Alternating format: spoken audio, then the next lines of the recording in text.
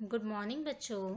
मैं निशा माइकल, आपकी हिंदी की अध्यापिका, आज आपको कक्षा 2 विषय हिंदी प्रथम रचना प्रसून का पाठ 2, जिसका शीर्षक है वर्णमाला, इस पाठ का भाग 1 कराऊंगी।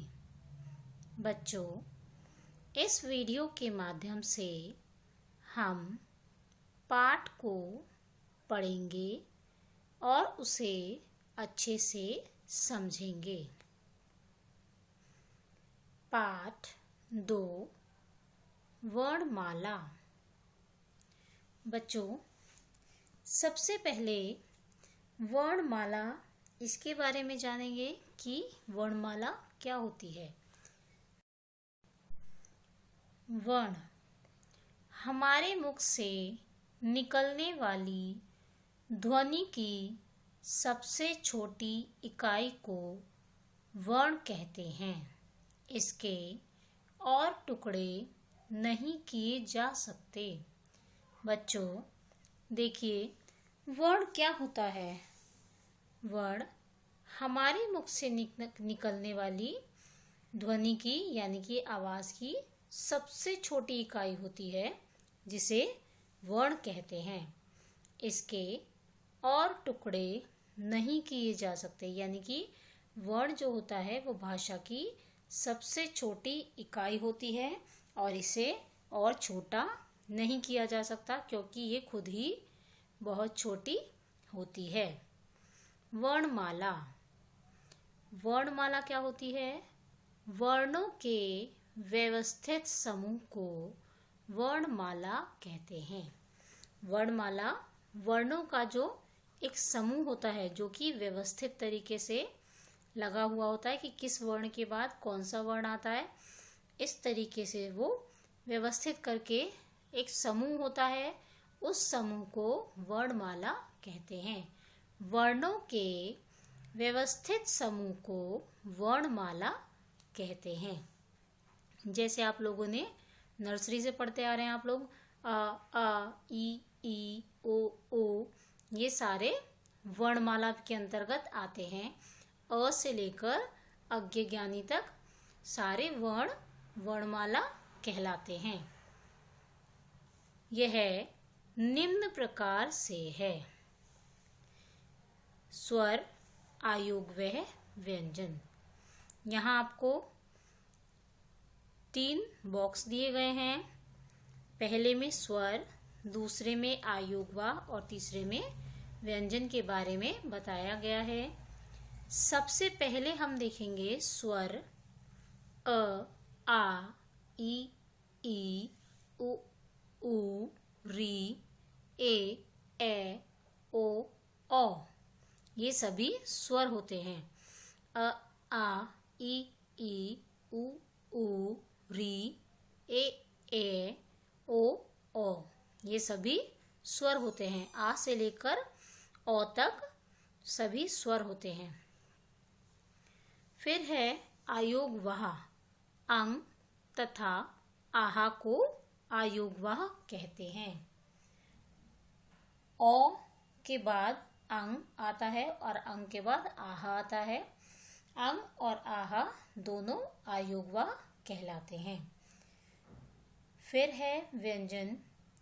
क, ख, ग, घ, ण, च, छ, ज, झ, ञ, ट, ठ, ड, ढ, ण, त, थ, द, ध, न, प, फ, ब, भ, म, य, र, ल, व, श, क्ष, स, ह, क्ष, त्र, ज्ञ, श्र।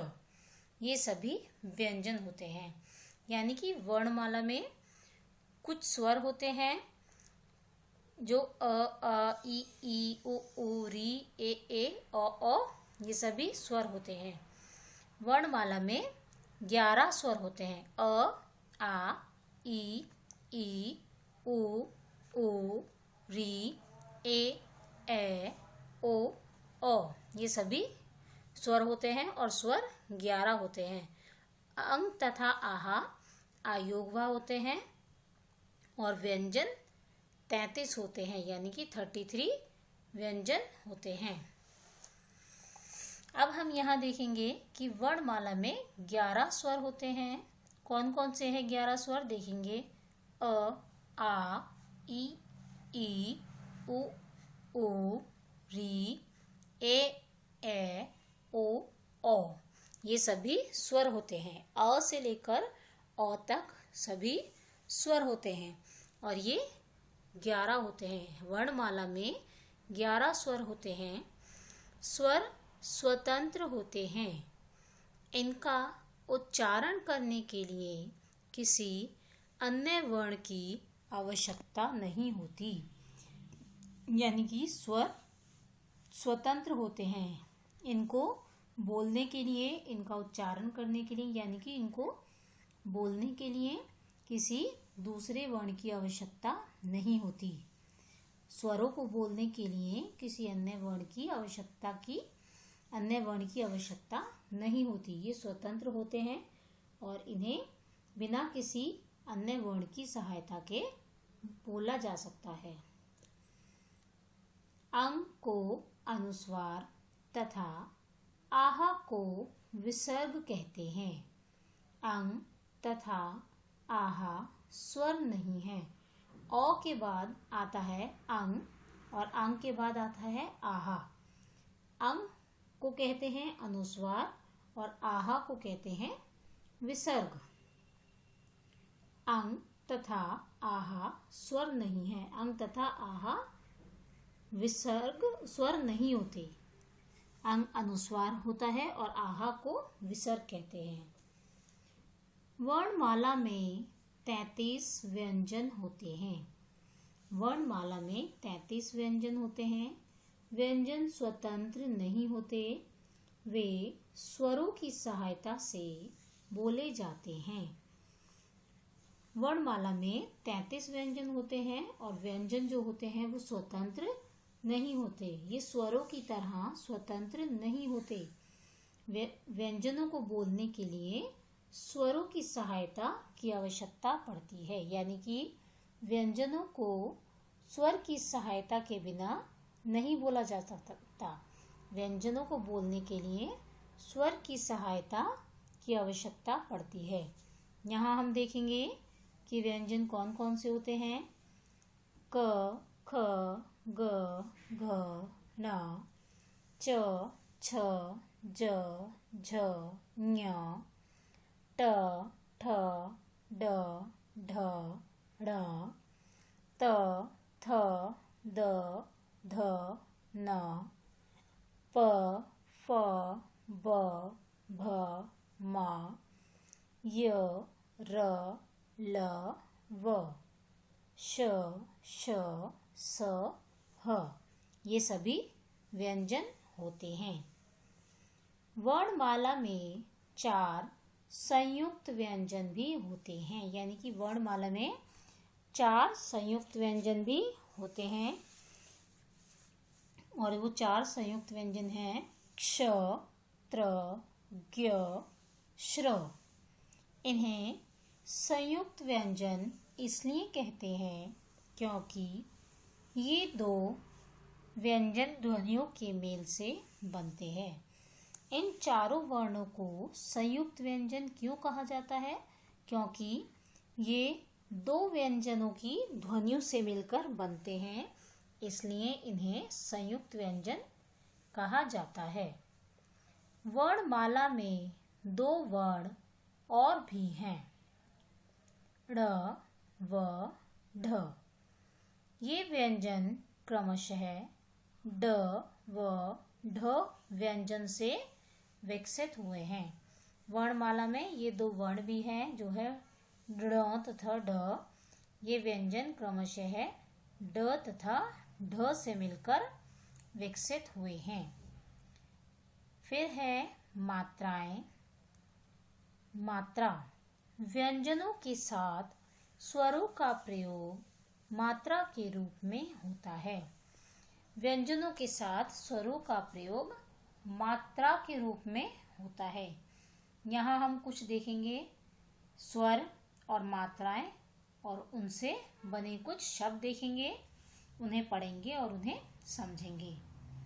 सबसे पहले स्वर अ। अ की कोई मात्रा नहीं होती। अ की कोई मात्रा नहीं होती और इसका शब्द है नमन। न म न नमन। अ की मात्रा होती है जो सीधा एक डंडा होता है, सीधा एक खड़ी हुई मात्रा जो होती है, सीधी मात्रा, वो होती है अ की मात्रा। और इससे बना हुआ एक शब्द देखेंगे नाम। ई छोटी ई की मात्रा जो होती है वो हमेशा आगे की तरफ लगती है और इससे बना हुआ एक शब्द देखेंगे निशान। फिर है बड़ी ई। बड़ी ई की मात्रा वर्ण के पीछे की तरफ लगती है और इससे बना हुआ शब्द है मीम। ऊ। छोटे ऊ की मात्रा वर्ण के नीचे लगती है और इससे बना एक शब्द देखेंगे नुकसान। बड़ा ऊ। बड़े ऊ की मात्रा भी वर्ण के नीचे लगती है, इससे बना हुआ शब्द है नूतन। री। अगली मात्रा है री। ऋषि यानी कि री की मात्रा और इससे बना हुआ शब्द है नृप। ए की मात्रा वर्ण के ऊपर लगती है और एक मात्रा लगती है और इससे बना हुआ शब्द है नेता। फिर है ए की मात्रा भी वर्ण के ऊपर लगती है और ये दो मात्राएं होती हैं और इससे बना हुआ शब्द है नैना। ओ की मात्रा वर्ण के पीछे लगती है और इससे बना हुआ शब्द है नोट। ओ की मात्रा भी वर्ण के पीछे लगती है और इससे बना हुआ एक शब्द है नौबत। तो देखा बच्चों आपने किस तरह से मात्राओं का प्रयोग किया जाता है। व्यंजनों के साथ स्वरों का प्रयोग मात्राओं के रूप में किया जाता है। विशेष अ, ई, ओ तथा ओ की मात्राएं जिस वर्ण के साथ बोली जाती हैं उसके बाद लगती हैं। यानी कि आ की मात्रा, ई की मात्रा, ओ की मात्रा, ओ की मात्रा जिस भी वर्ण के साथ बोली जाती है उसके बाद लगती है। जैसे अ की मात्रा के लिए आम हो गया, वो अ के बाद लगी। ई की मात्रा देखेंगे कील। एक शब्द लेंगे कील। कील पे बड़ी की मात्रा लगती है तो क से शुरू हो रहा है तो क के बाद वो मात्रा लगेगी, क के ऊपर क वो मात्रा लगेगी तो शब्द बनेगा कील। इसी तरह से ओ की मात्रा चोर, मोर, नोट, ये सभी ओ की मात्राएं होती हैं और ये वर्ण के बाद लगती हैं। ओ की मात्रा भी नौबत, कौशल, ये भी जिस वर्ण के साथ बोली जाती है उसके बाद लगती हैं। नंबर 2, ई की मात्रा वर्ण से पहले लगाते हैं। यानी कि छोटी ई की मात्रा वर्ण से पहले लगाते हैं।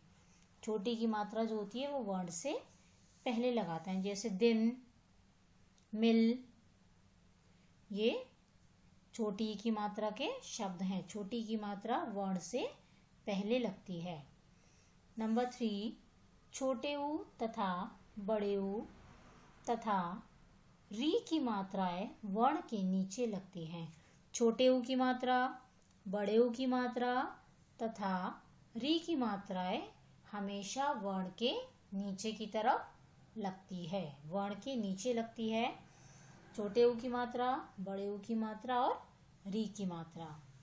नंबर 4, ए तथा ए की मात्राएं वर्ण के ऊपर लगाते हैं। ए तथा ए की मात्राएं जो लगती हैं वो वर्ण के ऊपर लगती हैं। नंबर 5, अंक को अनुस्वार कहते हैं। इसको वर्ण के ऊपर बिंदु के रूप में लगाते हैं, जैसे बंदर, कंगा आदि। अंक को अनुस्वार कहते हैं, अंक को अनुस्वार कहते हैं और इसको वर्ण के ऊपर बिंदु के रूप में लगाते हैं। जैसे हम लोग बोलते हैं ना, अंक की मात्रा लगाओ, अंक की बिंदी लगाओ, अंक की मात्रा लगाओ, तो अंक को अनुस्वार कहते हैं और इसको वर्ण के ऊपर बिंदु के रूप में लगाते हैं। जैसे देखिए यहाँ पर उदाहरण दिए गए हैं आपको, बंदर, कंगा आदि। बंदर में अंक की मात्रा है, कंगा में अंक की मात्रा है। ठीक है, इस तरह से अंक की मात्रा का प्रयोग किया जाता है। नंबर 6, वर्ण के ऊपर लगने वाले चंद्र बिंदु को अनुनासिक कहते हैं। जब वर्ण के ऊपर चंद्र बिंदु लगता है तो वर्ण के ऊपर जो चंद्र बिंदु लगता है उसे अनुनासिक कहते हैं। चंद्र बिंदु को अनुनासिक कहते हैं। नंबर 7, आह की मात्रा को विसर्ग कहते हैं। आह की जो मात्रा होती है उसे विसर्ग कहते हैं। इसका उच्चारण है की तरह होता है। इसे वर्ण के बाद में लगाते हैं। विसर्ग अधिकतर शब्द के अंतिम अक्षर के साथ लगाते हैं। अच्छा, अह की मात्रा जो होती है उसे बोलते हैं विसर्ग, और इसका जब उच्चारण करते हैं यानी कि इसको जब हम बोलते हैं तो उसके आखिर में ह की आवाज़ आती है, उसके आखिर में ह की आवाज़ आती है। इसे वर्ण के बाद लगाते हैं। विसर्ग अधिकतर अंतिम अक्षर के साथ लगते हैं। जैसे मान लीजिए हमने एक शब्द देखा, प्रायः, प्रातः। प्रातः, प्रायः दोनों में विसर्ग का प्रयोग किया जाता है और ये वर्ण के अंतिम अक्षर के बाद लगती हैं, और जब हम इसे बोलते हैं तो ह की आवाज़ आती है, प्रातः, प्रायः। ठीक है, इस तरह से अह की मात्रा का प्रयोग किया जाता है। इसको विसर्ग के रूप में लगाते हैं। फिर है ड़ तथा ढ का प्रयोग देखिए। यहाँ आपको कुछ चित्र दिए गए हैं और उनके नीचे उनके नाम लिखे हुए हैं। उन चित्रों को देखेंगे और उनके नामों को पढ़ेंगे। पहला चित्र है पेड़। पहला चित्र है पेड़ का, उसके पेड़, पे ए ड़, इसमें ड़ का प्रयोग किया गया है। अगला है पढ़ना, इसमें ड का प्रयोग किया गया है, प ड न अ, पढ़ना। अगला शब्द है सीढ़ी, सीढ़ी। अगला चित्र है गाड़ी, गाड़ी। पहाड़, कड़ाही, हथौड़ी, बढ़ई, बूढ़ा। तो देखा आपने किस तरह से ड़ तथा ढ का प्रयोग किया जाता है। फिर देखेंगे स्मरण रखने योग्य बिंदु, यानी कि इस पाठ में आपने क्या क्या पढ़ा उस सभी को हम एक बार पॉइंट्स में दोहराएंगे। वर्णों के व्यवस्थित समूह को वर्णमाला कहते हैं। हमने सबसे पहले पढ़ा वर्णमाला के बारे में कि वर्णमाला क्या होती है। क्या होती है वर्णमाला? वर्णों के व्यवस्थित समूह को वर्णमाला कहते हैं। दूसरा पॉइंट है वर्णमाला में 11 स्वर और 33 व्यंजन होते हैं। फिर हमने पढ़ा था स्वर और व्यंजन के बारे में कि वर्णमाला में कितने स्वर होते हैं और कितने व्यंजन होते हैं और कौन कौन से होते हैं। तो वर्णमाला में 11 स्वर होते हैं और 33 व्यंजन होते हैं। तीसरा पॉइंट है अंक को अनुस्वार तथा आहा को विसर्ग कहते हैं। अंक को अनुस्वार तथा आहा को विसर्ग कहते हैं। चौथा पॉइंट, अनुस्वार को वर्ण के ऊपर बिंदी के रूप में लगाया जाता है। अनुस्वार को वर्ण के ऊपर बिंदु के रूप में लगाया जाता है। यदि अंक की बिंदी बोलते हैं ना, अंक की बिंदी, तो अनुस्वार को वर्ण के ऊपर बिंदु के रूप में लगाया जाता है। चंद्र बिंदु को अनुनासिक कहते हैं। चंद्र बिंदु को अनुनासिक कहते हैं। अह की मात्रा का उच्चारण ह की तरह होता है। अह की जो मात्रा होती है उसे विसर्ग भी कहते हैं और इसका उच्चारण ह की तरह होता है। बच्चों, आज हमने इस वीडियो में इस पाठ को पढ़ा और उसे समझा। मैं आशा करती हूँ कि ये पाठ आपको अच्छे से समझ में आ गया होगा। अब मैं आपको गृह कार्य दूंगी। गृह कार्य में सभी विद्यार्थी पाठ को पुनः दोहराएंगे। धन्यवाद।